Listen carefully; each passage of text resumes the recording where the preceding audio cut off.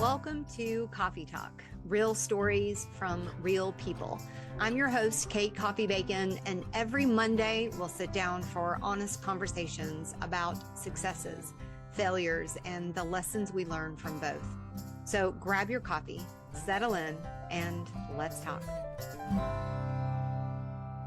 Hello and welcome back to Coffey Talk, where we focus on real stories that are told by real people. Today's guest is someone who has walked straight into the hard parts of leadership and rebuilt from within. Stephanie Clark has spent 2 decades in manufacturing and ERP, starting as an end user, then a consultant, and now a leader known for reorganizing broken systems from the inside out. She's proof that bold leadership doesn't always look flashy. It looks steady, it looks grounded, and it looks resilient. Stephanie, welcome to Coffey Talk. Thank you. I'm so excited to be here. I'm going to warn everyone right now, there probably will be some tears today because it's an emotional road for me. All right. Well, I will be tearing right along with you. So let's start at the very beginning. Before the leadership titles and the big transformations, who was Stephanie Clark at the start of this journey? What led you into this world of manufacturing and ERP? So I actually started with a vision, weirdly enough. I have degrees in accounting and in decision science with an emphasis on manufacturing operations. I don't know why I love manufacturing, but just building things was cool to me.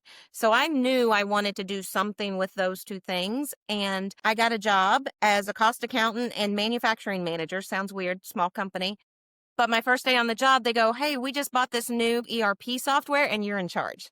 And it was Navision 1.0. I can't make Wow. that. Yeah, Okay. long. I'm old. Vintage. Yeah, vintage. I love it. So I fell in love with that software and said, "Hey, this is what I want to do." I became an implementation consultant. I was able to communicate with clients and make a difference with them, and that really empowered me. I was arrogant AF. I mean, I was a cocky little thing, and I knew how to serve my clients and they loved me, but I did not know how to build teams. All right. So you've said that bold leadership isn't about a disruption from the outside. It's about rebuilding from within. So what moment in your career taught you that? Yeah, so I've got a bunch of them, and so let me kind of give you a quick framework, a little of not a framework, but kind of a path of what I've done. I've built Business Central nav practices starting from complete scratch. Company is brand new, practice is brand new. I've gone into a big organization where it was a new practice, some new piece that they didn't have before. And then I've gone into existing practices that were needing some help. And in all three, I've learned a lot of different things. But overall, I have learned it's hard no matter what. You've got to be the strong one. And it's just a path that needs different skill sets that I've had to evolve and learn over time. The hardest by far is rebuilding those ones that are needing some help. I would imagine for a team that is already fragile, having someone step into their space that is showing that strong leadership and even, that empathy of I know where you are and I'm here to help you move from one place to another. That's such a powerful picture of what it means to lead from the inside out. I want to dig into what that kind of leadership costs and what it builds. So we've talked about before how you prioritize trust over popularity. That's a big one, right? So why do those values matter more than ever right now? So when we're dealing with clients, I had a client just the other day say to me, "Hey, we want you to tell us our baby's ugly. We need somebody who's being really honest with us and very blunt and direct about how we make things better." Clients pay for that. They're excited. Most humans aren't quite that open, especially when you're coming into a team that is already, like you said, fragile, maybe a little broken, things aren't as successful, and maybe they don't know why. Immediately, you're kind of on the opposite side from them. And so I'm a firm believer that you really have to clearly communicate, really paint your expectations up front. Everybody knows what to expect. but then be prepared because you're not always welcome, and your ideas and the thoughts about change, not everyone assumes you're coming with positive intent, and it's hard. It is really, really hard. I remember several years ago, I had a boss that came in a team that I was working on.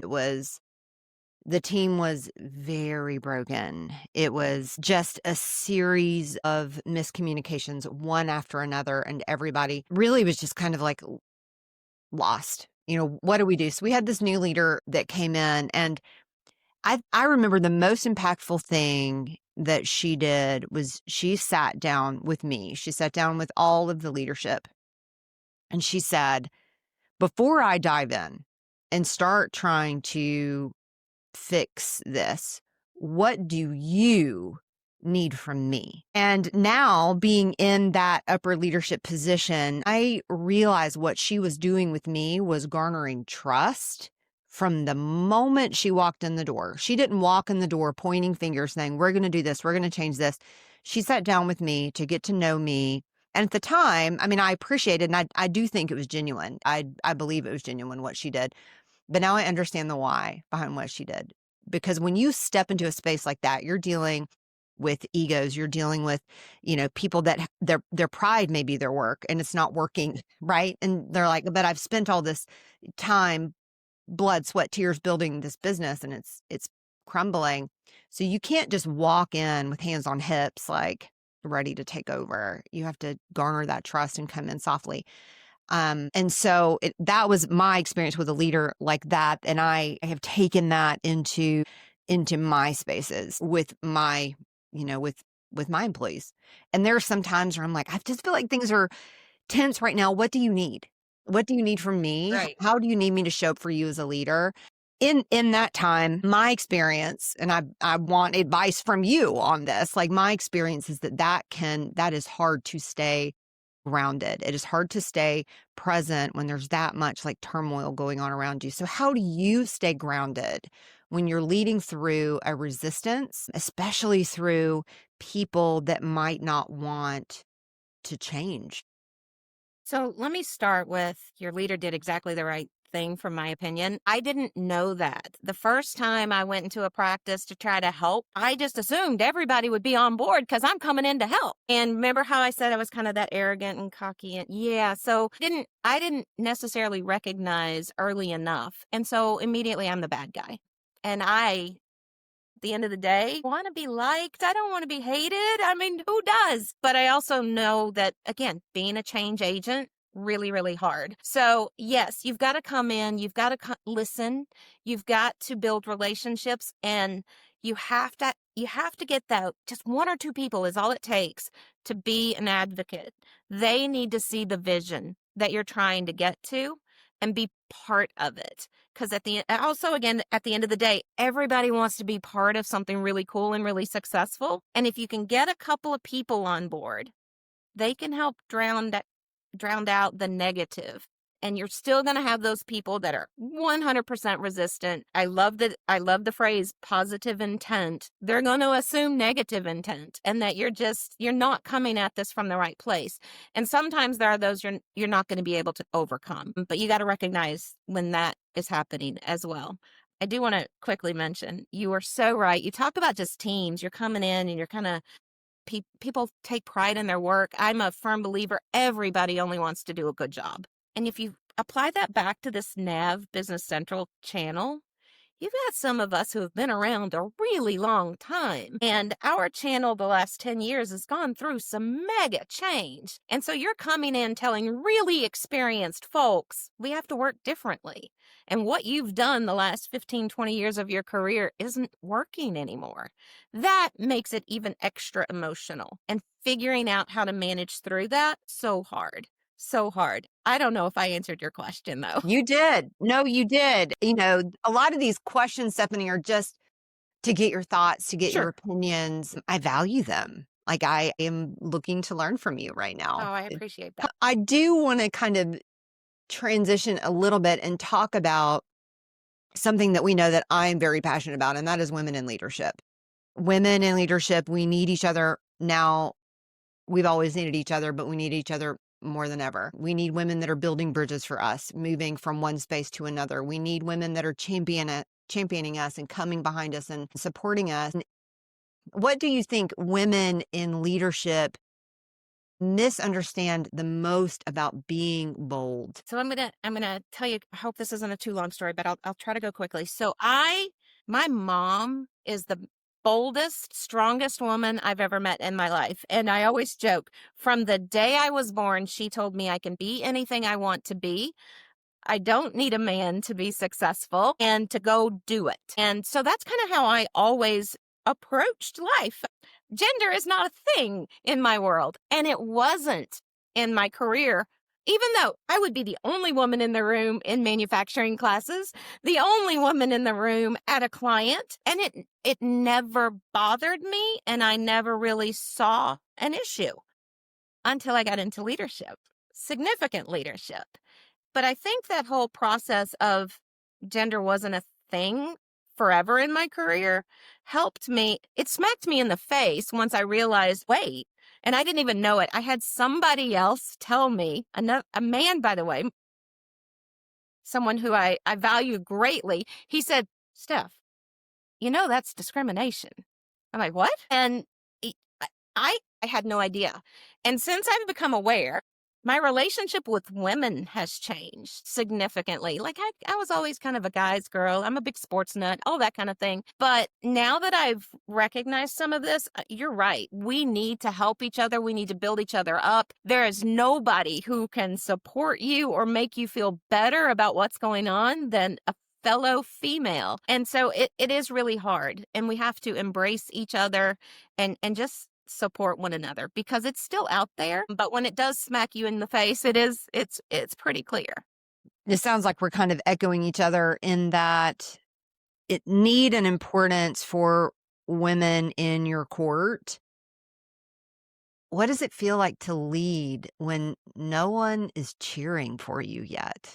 It's so lonely. And that is the very best word. Here comes the tears. So lonely. And you start to question yourself. Am I doing the right thing? Why does no one like me? I only want the best. I am not this uncaring, cold B word, right? But it is really hard. And if you don't have that support structure, I don't know how I probably would have just quit had I not had my husband, who is my number one fan, and my mom. But if you don't have that just solid support structure, and over my career, I've built a group of gals that just always support me as well. And without it, it's too hard. As women, we have a very special gift. We can be bold, but we can also be so compassionate. And we have this deep intuition within us, which is why I feel like women in leadership roles are imperative for every company because you have this really nice balance. I have a call to action for the women in our community to look around and see who may be in that position. And even if you don't know her, go up to her and say, "You're doing a great job. I feel you. I see you right now." And, just that affirmation of you're doing a really great job. I'm going to challenge the women in our communities. If you're listening in your own communities, if you're not in Dynamics Channel, if you're listening, that's a call to action, a challenge I have for you. Who can you look around and notice and see who may be in that leadership position and just needs a gentle word? So Um, I'm going to tell Go you a ahead. quick story. Sorry to interrupt you. Go ahead. So I'm not going to say her name because I don't want to share too much, but she'll smile when she hears this. I had somebody on my team. She was a fellow leader. She was struggling, just really struggling, really rough day. And I said to her, "What do you need from me? What can I give you that makes you feel better?" And she goes, "Tell me I'm pretty." And I go, "Oh, of course you're beautiful." And so that kind of became our thing. It was almost a code word. It sounds kind of superficial at first, but it was a code word for just tell me I'm okay. And so even now, I'll see her or I just saw her at the conference and that's our thing. I'm like, "Oh, you're so pretty. You are just so pretty," and hug her. And that's our thing. Yeah. But that's what we should be doing for other women. It's not about being pretty, but you are doing a great job. You're wonderful. You're strong. You got this. I think we can safely call that space when you jump into a new role and maybe you're trying to establish that trust and you're establishing yourself as leader and trust and all of these things all at once. We can safely call that the messy middle, where you're starting and you haven't started moving to make those active decisions yet. There's a lot of push and pull during that time. I think bold leadership, you said lonely, it can be uncomfortable. Reorganizing a broken system is arguably harder than starting from scratch because you have a lot of egos. Not I don't use ego like in the bad sense of the word, but have a lot of care attached to it. Stephanie, if you could give one piece of advice to someone who's rebuilding something that others have maybe written off, what would that piece of advice be?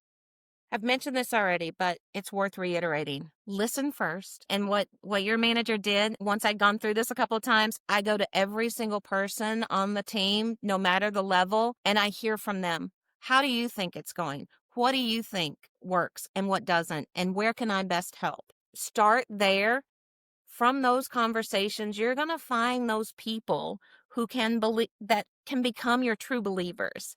They can buy into your vision. They're listening. They're open. They're willing, and build that structure.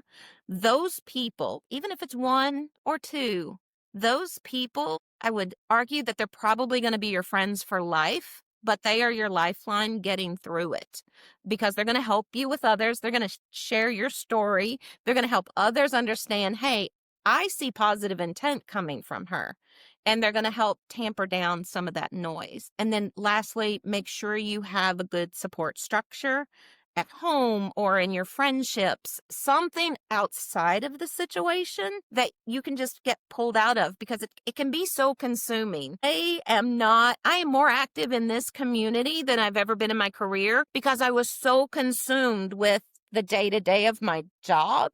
I didn't feel like I had time to participate. And I feel like now I've missed out on a bunch of years that I could have been doing great things. And so now I'm making up for lost time. But having both sides of that, critically important for your own just sanity. Wow, Stephanie, we've covered some ground. You are showing me that rebuilders can leave a stronger foundation. So I'm really grateful for your story today. I celebrate you and all that you've done. And thank you for reminding me about my own story. I saw myself in your story, and it was a very good reminder.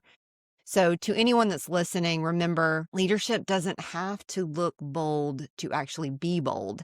Sometimes the bravest thing you can do is just stay in the work. So until next time, keep showing up, keep pouring in, and my goodness, keep your coffee strong. See you next time. Thank you. Thank you for joining us today on Coffee Talk. A special thanks to my guests for sharing their story and to you, the listener, for being a part of this conversation. If you enjoyed today's episode, be sure to subscribe so you never miss a Monday morning chat. Until next time, I'm Kate Coffey-Bacon, and this has been Coffee Talk.